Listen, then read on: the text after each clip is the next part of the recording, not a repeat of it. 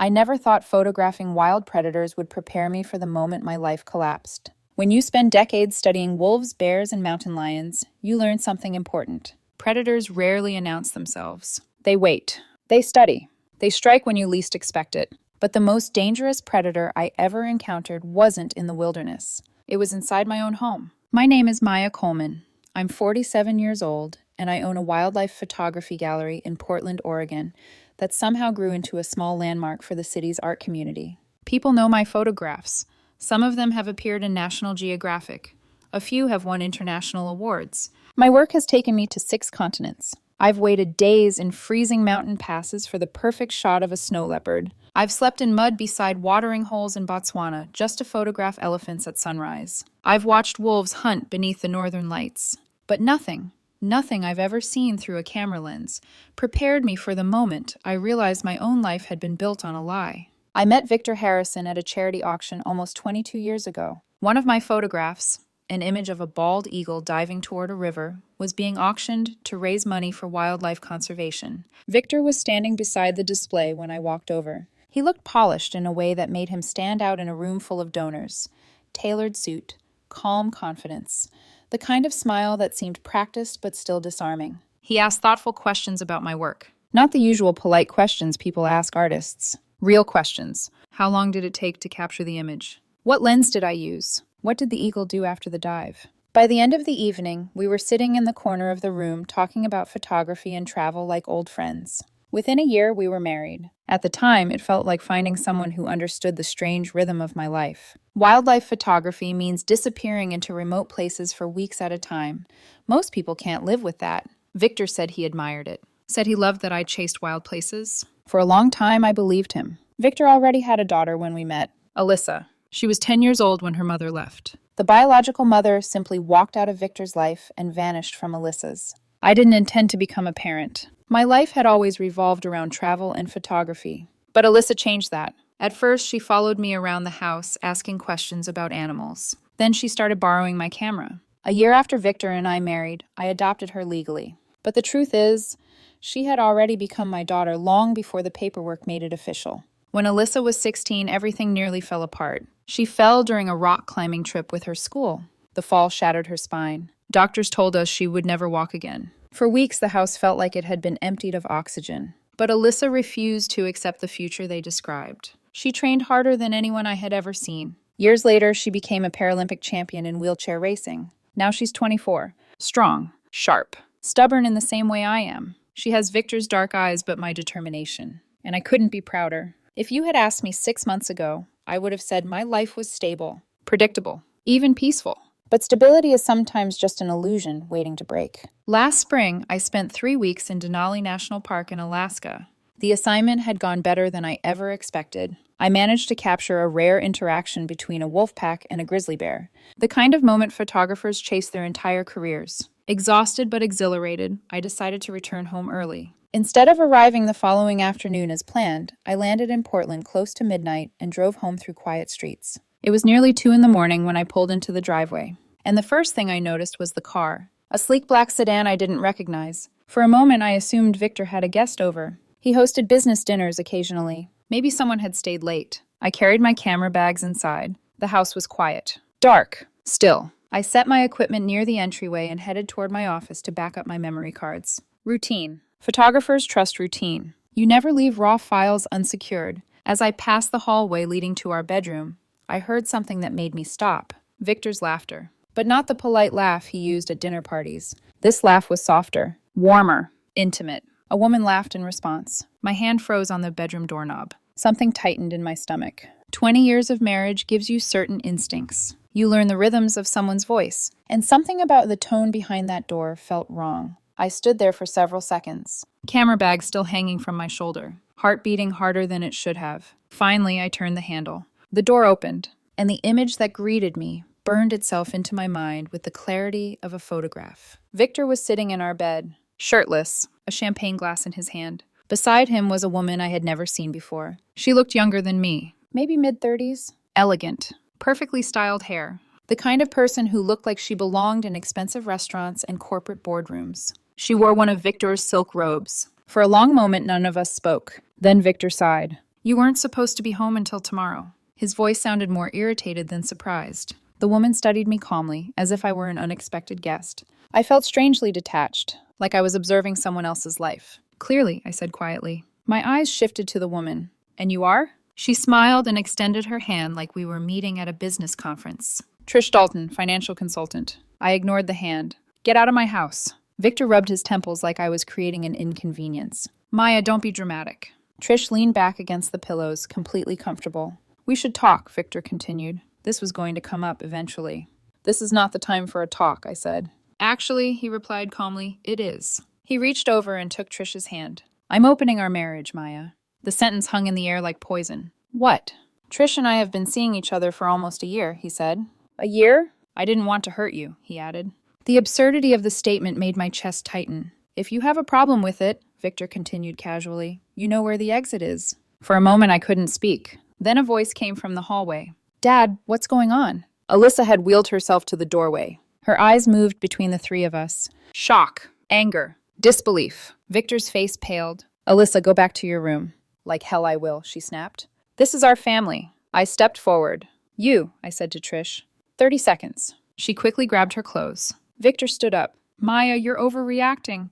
30 seconds, I repeated. Something in my expression convinced her. She left. Victor started to argue again. But I had already walked to the closet. I pulled down my expedition duffel bag. "What are you doing?" he asked. "Exactly what you suggested." I began packing. "I'm leaving." Alyssa rolled beside me. "I'm coming with you." "You're training."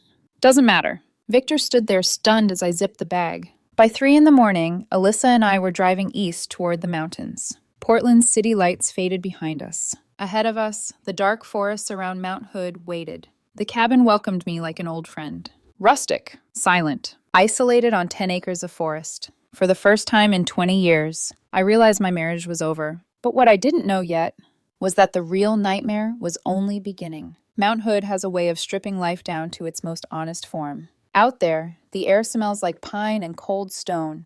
The wind moves through the trees like a slow whisper. Nothing pretends to be something it isn't. Animals don't lie. Predators hunt because they're hungry. Prey runs because it wants to live. There's a brutal honesty in the wilderness that I've always respected. Human relationships, I was beginning to realize, were far more complicated. For the first 2 days at the cabin, I barely spoke. Not even to Alyssa. The cabin itself sat deep within 10 acres of dense forest I'd purchased years earlier. I originally bought it as a base camp for photography expeditions, somewhere quiet where I could edit photos and prepare gear before heading into the mountains. Now it had become something else. A refuge. A place to breathe. I woke before sunrise the first morning and started chopping wood behind the cabin. The repetitive motion helped quiet the chaos inside my head. Each swing of the axe landed with a sharp crack. Wood splitting. Air filling my lungs. For hours I worked until my arms burned. Later I hiked one of the narrow trails that climbed toward a ridge overlooking the valley. The ground was still damp from melting snow, and the smell of wet earth clung to the air. I carried my camera, but I never raised it. For the first time in decades, I had no desire to photograph anything. My mind kept replaying the same scene. Victor sitting in our bed, champagne glass in his hand. That calm, almost bored tone when he said the words, "I'm opening our marriage." 20 years. 2 decades of shared life. Gone in 20 minutes. By the second night, I poured myself a glass of whiskey and sat on the cabin porch watching darkness settle across the mountains. Somewhere in the distance, an owl called. Alyssa rolled out beside me in her wheelchair, wrapped in one of the thick blankets from the living room. "You're doing the thing again," she said quietly. "What thing?" "The silent brooding thing." I gave a tired smile. "I learned it from photographing wolves." She laughed softly. For a few minutes, we just sat there listening to the forest. Then she spoke again. "Dad's freaking out." The word dad still surprised me sometimes. Even after all these years. Even after the adoption papers. She had chosen that word. Not because she had to, but because she wanted to. "Let him," I said quietly. Alyssa studied my face. "That's not why I came." The next morning, she rolled into the kitchen while I was standing by the counter. She reached into the small backpack hanging from the back of her wheelchair and pulled out a folded paper bag. "Coffee and blueberry scones," she said. "Peace offering." I took the coffee gratefully. It was still warm. We sat near the window in silence while morning fog drifted through the trees. Then Alyssa's expression changed. The calm disappeared. "Mom," she said slowly, "there's something you need to see." She pulled out her phone and turned the screen toward me. At first, I didn't understand what I was looking at. Then the headline came into focus. My stomach dropped. What? Alyssa nodded grimly. He was admitted to Portland Memorial last night. My fingers tightened around the phone as I began reading. Victor had been found unconscious in our house after apparently mixing alcohol with prescription anxiety medication. Paramedics had been called. He was currently in intensive care. Condition listed as critical. My throat went dry. Is this real? Alyssa nodded again. I got the call from the hospital about an hour ago. The world seemed to tilt slightly. For several seconds, neither of us spoke. Then Alyssa said something that made my blood run cold. There's more. She tapped the screen again. The article scrolled downward. A photo appeared. Victor. But standing beside him in the picture, smiling at the camera, was Trish Dalton. According to the article, she was the one who had found him. The article quoted her directly. Victor had been devastated after his wife abandoned him without warning, she told reporters. He was already emotionally fragile. I tried to support him, but the damage had been done. I stared at the words. Each sentence felt like a knife twisting deeper. She's giving interviews, Alyssa said quietly, making herself look like the loyal partner. And you? I asked. Alyssa's expression hardened. You're the villain. I felt something inside my chest shift. Not grief. Not sadness. Something colder. Let me guess, I said. She told them I walked out. More or less. I leaned back in the chair and stared at the rising sun filtering through the trees. The story forming in my head was already clear. Trish was controlling the narrative. If Victor died, she would become the tragic girlfriend who tried to save him. And I would become the cruel wife who drove him to it. Alyssa broke the silence. We need to go back. I didn't respond immediately. Part of me wanted to stay right where I was. Let the world burn itself out. But another part, the part that had survived countless wilderness storms, knew that running from a situation rarely solved it. He's still your husband, Alyssa continued quietly. The words hung in the air. Legally, she was right. Victor Harrison was still my husband. No matter how badly our marriage had shattered. I stood slowly and finished the last sip of coffee. Give me 15 minutes, I said. Alyssa looked relieved. To pack? No. To mentally prepare myself to deal with reporters. She smiled faintly. That's fair. An hour later, we were driving back toward Portland. The forest gradually thinned as the road descended toward the city. My hands gripped the steering wheel tighter with every mile. Alyssa stared out the window quietly. Neither of us spoke for most of the drive. But as the skyline of Portland appeared in the distance, she said something softly. You know this isn't going to be simple. I know. Trish isn't going to let go easily. I glanced at her. You've been thinking about this. Alyssa gave a small shrug. I never liked her. You met her before that night? Once. My head snapped toward her. What? She nodded. She showed up at the house a few months ago while you were in Yellowstone. And you didn't tell me? I didn't know what she was at first, Alyssa said. She said she was helping Dad with financial planning. A chill ran down my spine. And now, I asked? Alyssa's eyes narrowed slightly. Now I think she's something else entirely. As we turned towards the hospital district, I saw something that confirmed exactly how bad the situation had become. Satellite vans, news crews, reporters clustered outside the hospital entrance. Cameras already pointed toward the driveway. Waiting for me. The moment the car stopped, flashes exploded. Microphones appeared at the window. Questions shouted from every direction. But before I could react, Alyssa moved first. She rolled her wheelchair directly in front of me, blocking the cameras. Her voice was calm, clear, controlled. My mother just learned about this tragedy and came immediately to support her husband, she told the reporters. Our family asked for privacy. For a moment, the reporters hesitated, just long enough for us to get inside. But I had the feeling this was only the beginning of a much larger storm. Hospitals have a strange kind of silence, not the peaceful silence of forests or mountains. This silence feels manufactured, held together by fluorescent lights, antiseptic smells, and the quiet beeping of machines keeping people alive. As Alyssa and I stepped through the sliding glass doors of Portland Memorial, that silence wrapped around us like a cold fog. Behind us, the reporters were still shouting questions. But inside the hospital, the noise faded. For a moment, I allowed myself to breathe. Then we turned the corner toward the ICU waiting area, and everything tightened again. Trish Dalton was already there. She sat in the center of the room, surrounded by a small cluster of Victor's friends and acquaintances. Some I recognized, some I didn't, but they were all listening to her like she was delivering a carefully rehearsed performance. When she saw us walking in, her expression changed almost instantly. First surprise, then irritation, then something colder. Well, she said softly, standing up, look who decided to show up. Alyssa didn't slow her wheelchair. Neither did I. We moved straight past her, but Trish stepped into our path. You have a lot of nerve coming here, she said.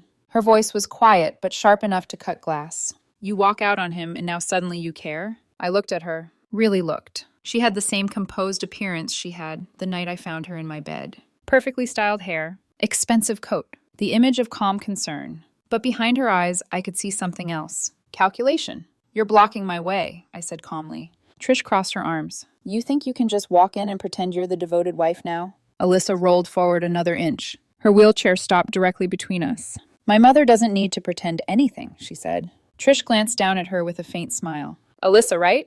Yes. You must be very confused about what's happening. Alyssa didn't blink. No, she said quietly. I'm actually not. The room fell silent. Victor's friends shifted uncomfortably. Some of them looked away. Trish opened her mouth to respond, but I had already stepped past her. The nurse's station sat at the end of the hallway. A tired-looking nurse glanced up as we approached. Can I help you? Yes, I said. My name is Maya Coleman. My husband, Victor Harrison, was admitted last night. The nurse hesitated slightly. Then she looked down at the computer screen. Family only, she said carefully. Alyssa leaned forward. My mother is Victor Harrison's legal wife of 20 years. Her voice was steady. The woman in the waiting room has known him less than a year. Another nurse glanced over. They exchanged a look. Then the first nurse nodded slowly. Give me a moment. She typed something quickly. Within seconds, a security guard appeared at the far end of the hallway. He walked toward the waiting room. I didn't turn around, but I heard the brief exchange. Then the unmistakable sound of Trish arguing. The guard's voice remained calm, firm. Eventually, her voice faded. The nurse looked back at us. You can go in for a few minutes. We followed her down the hallway. The ICU doors opened with a quiet mechanical click. Inside, the lighting was dimmer. Machines hummed quietly beside each bed. Victor was in the third room on the right. The moment I saw him, something inside me shifted. He looked smaller, fragile. His normally neat dark hair was messy. Tubes ran from his arms into clear bags of fluid. A monitor beeped steadily beside the bed. Alyssa rolled quietly to one side of the room. I stepped closer. For a long moment, I simply stood there looking at him. This man had been part of my life for more than half of it. We had built a house together, raised a daughter together, shared 20 years of memories, and now he looked like a stranger. Finally, I reached out and touched his hand. It was cold. I'm here, I said quietly. His eyelids twitched slightly, but he didn't wake. A doctor entered the room a few minutes later. Tall, gray-haired, tired eyes. I'm Dr. Myers, he said. You're Mrs. Coleman? Yes. He glanced at the chart. Your husband was brought in with a combination of alcohol and prescription medication in his system. Was it intentional? I asked. The doctor considered the question. In my professional opinion, he said carefully, this looks less like a determined suicide attempt and more like a cry for help. Alyssa frowned. What does that mean? It means the dosage wasn't immediately lethal, he explained, but it was still extremely dangerous. Timing suggests he expected to be found. I felt my chest tighten. That didn't sound like Victor. Before I could ask another question, a new voice spoke from the doorway. Mrs. Coleman? A man in a dark suit stepped into the room. A detective's badge hung from his belt. I'm Detective Santos, he said. We're investigating the circumstances surrounding your husband's condition. I nodded slowly. What do you need to know? He glanced briefly at Alyssa. Were either of you present when this happened? Alyssa raised her hand slightly. I was there the night before. The detective pulled out a small notebook. Then I'd like to hear everything. Over the next 20 minutes, Alyssa described exactly what had happened. The argument. Victor announcing the affair. The moment Trish left the house. The detective wrote quietly, occasionally asking a question. When she finished, he closed the notebook. That's interesting, he said, because the woman outside told us a very different story. My eyes narrowed. What story? Detective Santos looked directly at me. She claims you discovered the affair weeks ago, he said, and that you suggested counseling before walking out on your husband. Alyssa let out a short laugh. That's a lie. I know, the detective replied calmly. How? Because parts of her timeline don't match the evidence. Before he could explain further, a soft sound came from the bed. Victor's fingers moved. Slowly, his eyes fluttered open, confused, disoriented. He looked at the ceiling for a moment. Then his gaze shifted toward me. Maya, I'm here. His voice was weak. Why are you here? The question landed heavily in the room. Alyssa leaned forward. Because you're still family, she said quietly. Victor blinked slowly. I don't remember, he whispered. Remember what? I asked. He looked between us. His brow furrowed. The pills, he said. I don't remember taking them. The room went completely still. Detective Santos stepped forward slightly. That's very important, Mr. Harrison. Victor's voice trembled. The last thing I remember, he paused, was drinking wine with Trish. The room stayed silent after Victor said those words. Even the steady beeping of the heart monitor seemed louder. Detective Santos stepped closer to the bed. "Mr. Harrison," he said calmly, "I need you to think very carefully about the last thing you remember before losing consciousness." Victor stared at the ceiling for a moment. His face was pale, his voice thin. "Trish brought a bottle of wine," he said slowly. "She said we should celebrate." "Celebrate what?" I asked. Victor swallowed. "You leaving," he said. The sentence landed in my chest like a dull weight. He looked at me, guilt flickering across his face. "I thought maybe things would calm down if we talked." Alyssa crossed her arms. "You mean after you told Mom to accept your affair or leave?" Victor winced. "I know," he whispered. "I know how it looked." Detective Santos raised a hand slightly. "Let's stay focused." Victor continued speaking. "She poured the wine," he said. "I remember the taste." "What kind?" the detective asked. "Red," Victor replied. "Something expensive." His eyes narrowed, as if he was chasing a memory through fog. "I remember feeling tired. Very suddenly." "Then what?" I asked. He shook his head slowly. "That's it. That's the last clear thing I remember." The detective wrote something down. "Did you take any medication that evening?" "No," Victor said firmly. "None? I wasn't even supposed to mix alcohol with the anxiety medication I have," he said. "My doctor warned me about that months ago." Dr. Myers nodded slightly. "That's correct." Victor looked at me again. "I swear I didn't take anything." The conviction in his voice made something twist inside my chest. Victor might have been selfish. He might have betrayed our marriage. But he had never been careless about his health. The detective closed his notebook. "Mr. Harrison," he said, "the toxicology report from the hospital lab came back about 30 minutes ago." Victor frowned. "What did it say?" "It showed unusually high levels of sedatives in your blood." Victor's eyes widened. "Sedatives?" "Yes. Far more than a standard anxiety pill would contain." The words hung in the room. "Are you saying someone drugged him?" Alyssa asked. Detective Santos didn't answer immediately. Instead, he looked at me, then at Victor. "We're considering that possibility." A slow chill crept through my body. "Do you have proof?" I asked. "Not yet," the detective replied. "But we do have something interesting." He pulled out his phone, tapped the screen, then turned it toward us. Security camera footage appeared. The camera angle looked like it came from across the street from our house. Victor leaned forward slightly. "That's our front porch camera," he said. The video showed Trish entering the house the night before. A bottle of wine was in her hand.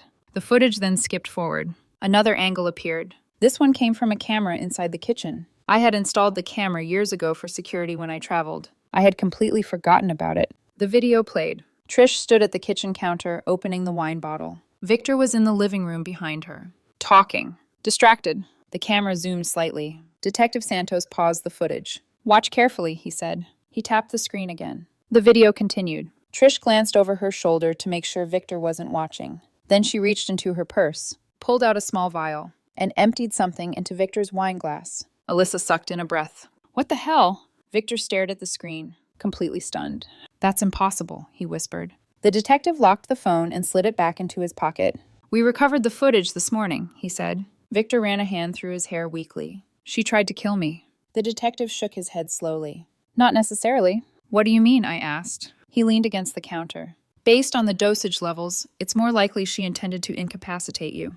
"Why?" Alyssa asked. Detective Santos looked at me carefully before answering. "Because your husband controls access to several significant financial accounts." Victor blinked. "What?" "We've been investigating Trish Dalton for months," the detective continued. "She has a history." "What kind of history?" I asked quietly. The detective's expression hardened. "She targets wealthy partners, begins a relationship, builds emotional dependency, then creates a medical crisis that allows her to gain control of their finances." Victor looked physically ill. "You're saying she planned this?" "Yes. 2 other men connected to her experienced similar medical emergencies in the past 3 years." Alyssa's voice dropped to a whisper. "She's a predator." For the first time since arriving at the hospital, Victor looked truly afraid. "But how would she get access to my finances?" he asked. Detective Santos pulled a folded document from his folder.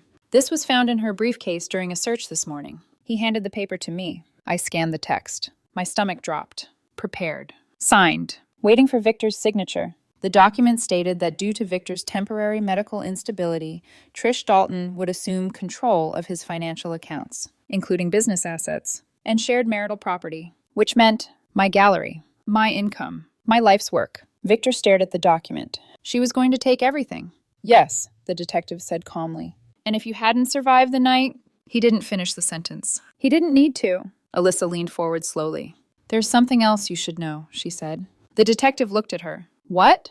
Alyssa pulled out her phone. For months, I thought something about her was off. She opened a folder. Inside were screenshots, messages, photos, financial records. I started digging, she said quietly. Turns out, Trish Dalton isn't even her real name. Detective Santos's eyebrows lifted. What?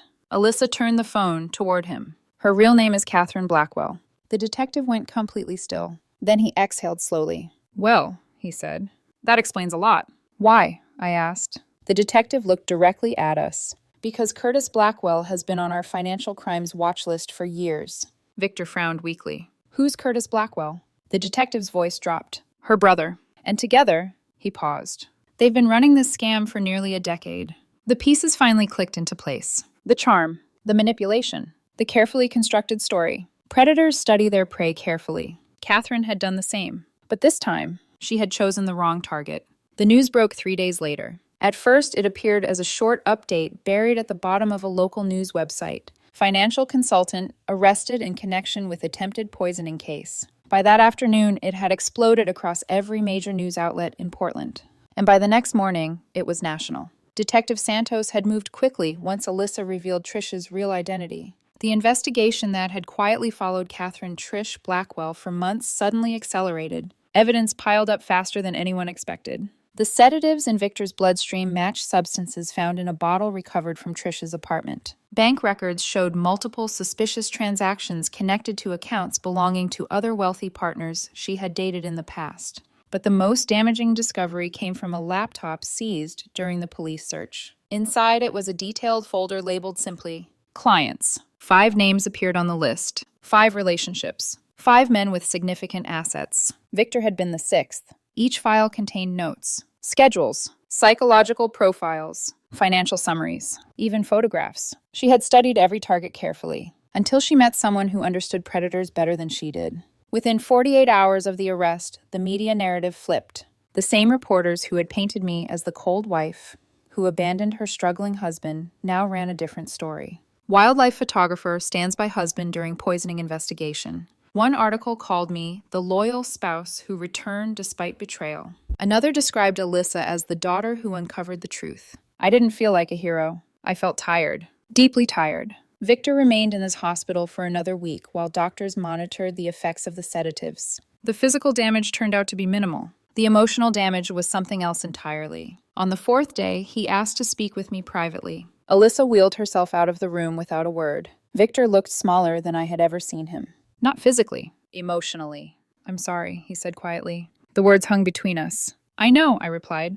He looked surprised. You know? Yes. You've apologized 3 times since waking up.